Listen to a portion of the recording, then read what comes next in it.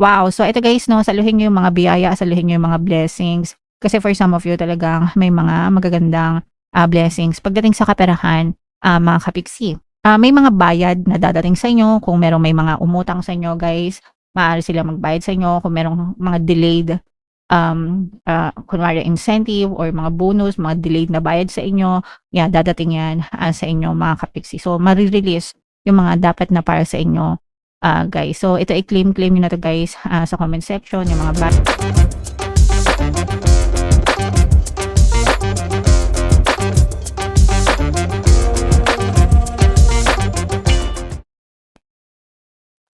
hello guys, hello Aquarius, welcome back to Pinoy Pixie Tarot. Ang pamagat ng episode natin for tonight is um monthly check-in para ngayong July para sa Aquarius, Sun, Moon, Rising sign, and Venus. If in case hindi kayo naka-resonate guys dun sa monthly horoscope nyo for July, pwede nyo panoorin to, baka nandito yung energy nyo. So unahin natin tong deck na to. Ito yung mga paparating sa inyo guys or mga angel messages para sa inyo. Judge less, understand more. So yung mga criticism, mga kapiksino, as long as binibigay nyo siya constructively, that's fine, that's okay. Ibig sabihin, nagki-criticize kayo kasi may magandang mapupulot dun sa criticism nyo, mga kapiksi. Hindi yung katulad ng mga bashers na nagki-criticize lang kasi gusto lang nilang magsalita ng hindi maganda, na wala namang sense, wala namang bearing, puro mapanira lang, okay? At saka, wag tayo maging judger. 'Di ba? Iwasan natin yung mang-judge, wag tayong maging judgmental, especially kung very shallow lang nung impormasyon na nakukuha natin, 'di ba? At saka kung hindi naman siya hinihingi, no? So, yeah. Imagine if kayo yung nasa shoes nung gina-judge, anong mararamdaman niyo, 'di ba? So, wag tayo maging judgmental, Aquarius. And eto naman guys, for some of you, puwedeng, you want to feel isolated right now. Parang gusto niyong mag-solo, gusto niyong lumayo sa ingay, sa paligid niyo, and you just want to focus more on yourself and connect deeper with yourself guys. And okay lang 'yun mga kapiksi kasi, may mga times talaga na gusto natin mapag-isa para makapag-isip-isip tayo, 'di ba, ng para sa sarili natin and makapag-focus tayo sa sarili natin, Aquarius. And, eto naman guys, ibig sabihin nito, baka may nakakalimutan ka, baka may nakakaligtaan ka, baka may mga dinededma ka na bagay sa paligid mo, tapos naka-focus ka sa mga negative. Eto guys, usually nangyayari ito kapag dinededma niyo yung mga magagandang nangyayari sa inyo, tini-take for granted niyo, pero yung mga hindi magagandang nangyayari, dun kayo nagfo-focus, 'no? So, 'wag gano'n guys. Dapat palagi kayong binibigyan niyo ng atensyon, palagi yung mga magagandang nangyayari sa inyo, and, para maramdaman niyo guys kung gaano kayo ka-blessed sa buhay, okey? Alright, so yeah, comment down below, Aquarius, if feeling nyo naka-resonate kayo dyan. So, eto naman ay yung sa love message, kung ano yung gustong sabihin sa inyo ng person nyo, kung ano lang yung maka-resonate sa inyo guys, take that message. So, I lost myself for a little while. Ibig sabihin nito guys, gustong sabihin sa'yo ng person mo na parang pansamantala, panandalian, na nawala siya sa sarili niya, puwedeng may nagawa siyang hindi maganda, sa'yo and sa relationship na hindi niya sinasadya. Puwedeng sinasadya niya pero, nagising agad siya sa katotohanan, parang ganyan, okey? And another message, Aquarius, I feel you leaving me behind. So, nararamdaman niya na dahil sa kasalanan niya, nararamdaman niya na lumalayo ka na sa kanya, umiiwas ka na sa kanya, nanlalamig ka na sa, kanya. And, I can't stop thinking about you. Eto guys, hindi ka niya makalimutan, hindi ka maalis sa isip niya. Especially if palagi kayo guys nakikinig ng ating pampabalisa subliminal. So, super effective nung subliminal na yun guys. Kaya nga, palagi kong sinasabi sa inyo, nakalagay dun sa title, literal 24/7 kasi yung mga affirmations na nilagay ko dun guys, pagkagising pa lang nila hanggang pagtulog nila guys, kayo yung nasa isip nila. And kahit magkalayo kayo, kahit hindi kayo nagkikita, kahit hindi kayo nag-uusap, kahit anong ginagawa nila habang humihinga sila, talagang iisipin nila kayo, mga kapiksi. So, kung balisa kayo guys, balisa yung person mo kakaisip sa inyo. Alright? Okay, so yeah, comment down below if naka-resonate kayo dyan. So, shuffle natin to mga kapiksi. Hanapin natin yung energy ng Aquarius. Habang sinashuffle ko to guys, panoorin nyo muna yung video natin regarding sa ating paano mag-manifest ng abundance video course. Kapiksi, sawa ka na ba sa mga struggles at hirap sa buhay mo? Masipag ka ba at masikap sa buhay ngunit hindi ka pa rin umaasenso? Ilang beses ka na bang nag-attempt magnegosyo at mag-invest pero palagi ka pa rin nalulugi? Sa pagkakataon na ito ay maaaring may subconscious beliefs ka na nagiging balakid sa iyong pag-unlad at pagyaman.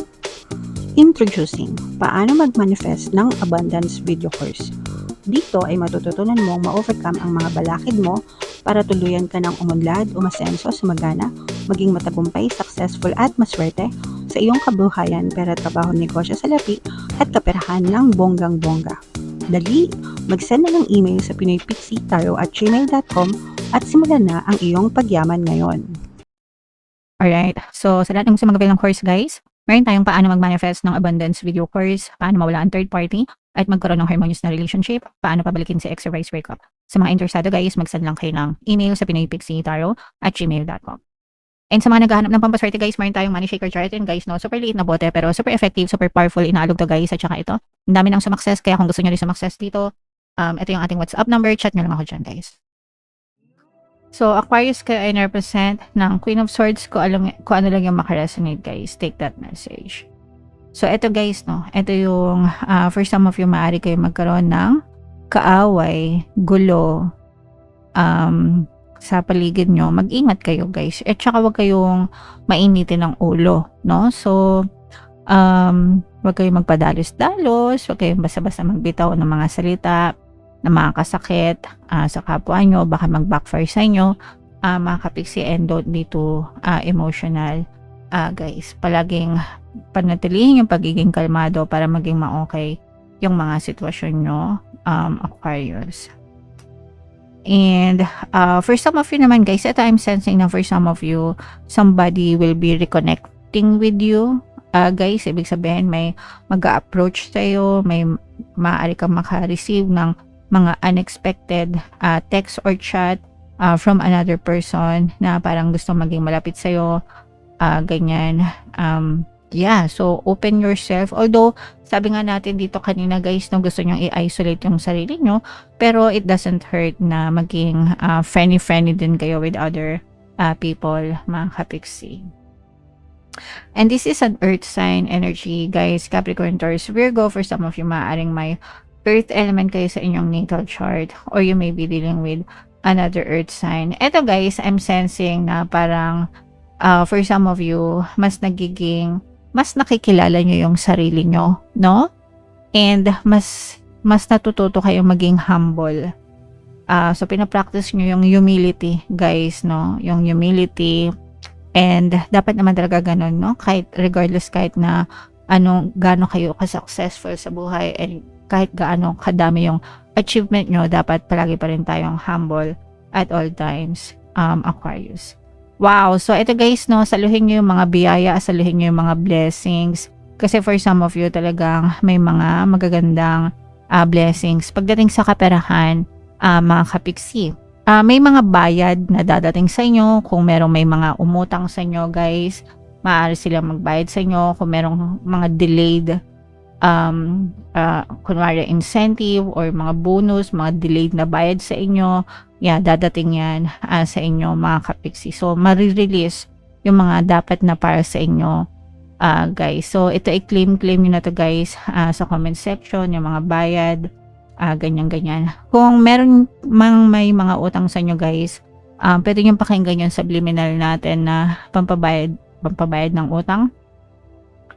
Napaka-effective nun guys. Marami na tayong success stories doon.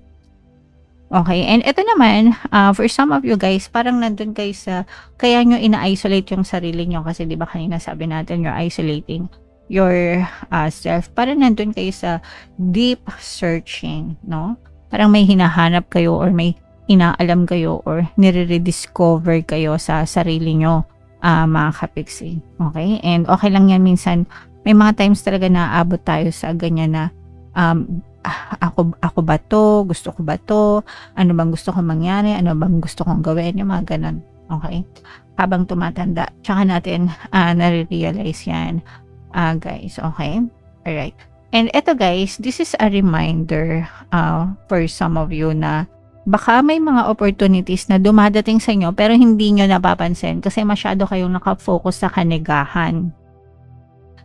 And ganun kasi yun madalas, no? Nagdadasal kayo, tapos may opportunity dadating sa inyo, tapos hindi nyo naman pinapansin yung opportunities. Hindi nyo naintindihan na yung mga opportunities na yun yung sagot sa mga dasal nyo. So, sayang naman, guys, no? Sayang naman na nandiyan na pala yung opportunities, dinededman nyo pa. So, kailangan maging aware kayo sa mga nangyayari sa paligid nyo, sa mga opportunities na kumakatok kasi nga, yun yung mga answered prayers nyo from the universe, guys. Okay?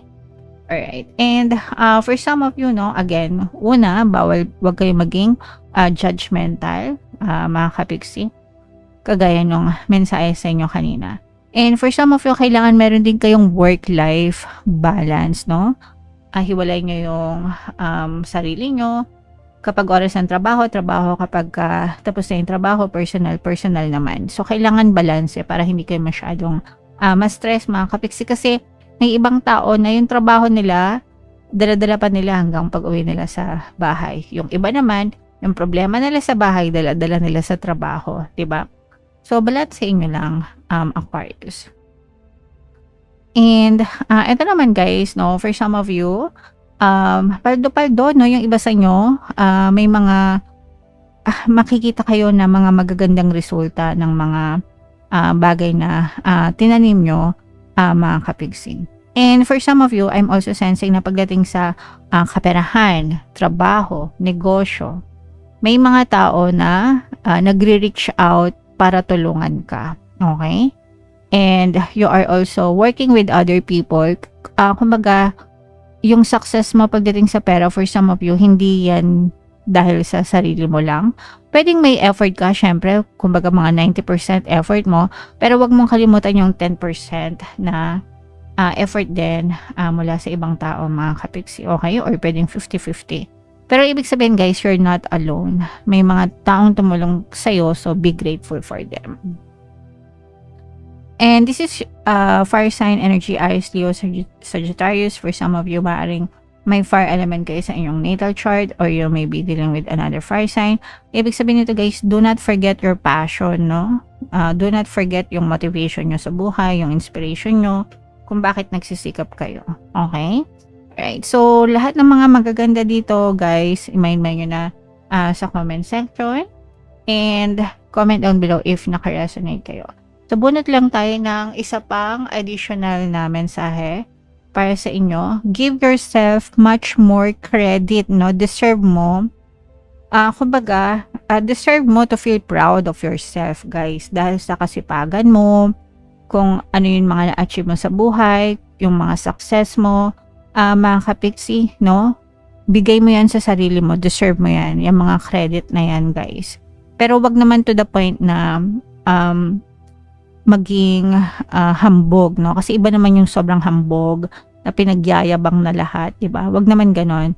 So, kumbaga, yes, ang kinin mo, deserve mo yung credit kasi ikaw yan eh. Sinipagan mo yan sa buhay mo. So, deserve mo yan. Okay? Basta wag lang kayo masyado maging mayabang or hambog kasi iba na yun, guys. Alright? Okay.